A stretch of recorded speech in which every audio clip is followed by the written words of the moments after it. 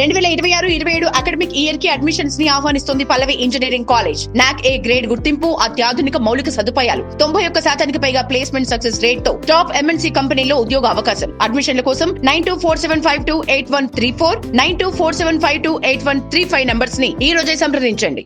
భారతదేశానికి స్వాతంత్ర్యం రావడం వెనుక ఎంత పెద్ద చరిత్ర ఉందో మన రాజ్యాంగం ఏర్పడడం వెనుక కూడా అంతే బలమైన రాజకీయ చరిత్ర ఉంది. మన దేశంలో బ్రిటిష్ పాలనను క్రమబద్ధీకరించడానికి 1773లో రెగ్యులేటింగ్ చట్టాన్ని తెచ్చారు. ఇదే మన దేశంలో కేంద్రీకృత పాలనకు పునాది.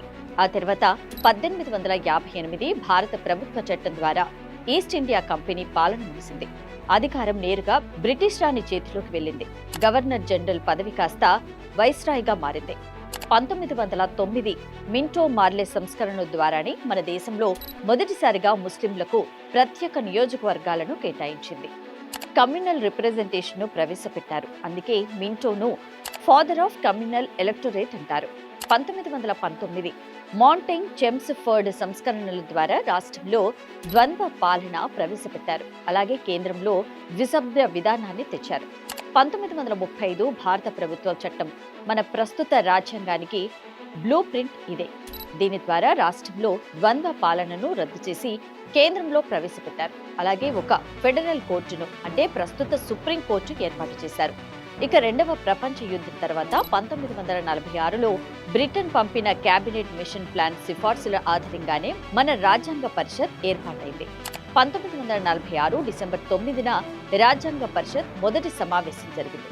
దీనికి తాత్కాలిక అధ్యక్షుడిగా సచిదానంద సిన్హా ఎన్నికవగా ఆ తర్వాత శాశ్వత అధ్యక్షుడిగా డాక్టర్ రాజేంద్ర ప్రసాద్ బాధ్యతలు చేపట్టారు. భారత రాజ్యాంగాన్ని రాయడానికి పట్టిన కాలం 2 సంవత్సరాల 11 నెలల 18 రోజులు. ప్రపంచంలోని అతిపెద్ద లిఖిత రాజ్యాంగమైన మన భారత రాజ్యాంగాన్ని 1949 నవంబర్ 26న రాజ్యాంగ పరిషత్ ఆమోదించింది. అందుకే నవంబర్ 26ను మనం రాజ్యాంగ దినోత్సవంగా జరుపుకుంటాం. చివరకు 1950 జనవరి 26 నుండి మన రాజ్యాంగం అమల్లోకి వచ్చింది. ఆ రోజునే మనం గణతంత్ర దినోత్సవంగా జరుపుకుంటున్నాం. 1773 రెగ్యులేటింగ్ చట్టం నుండి 1950లో రాజ్యాంగం అమల్లోకి వచ్చే వరకు జరిగిన ముఖ్యమైన ఘట్టాలు ఇవే. గ్రూప్ 1, గ్రూప్ 2, గ్రూప్ 3 పరీక్షల్లో వీటి నుండి తరచుగా ప్రశ్నలు అడుగుతుంటారు.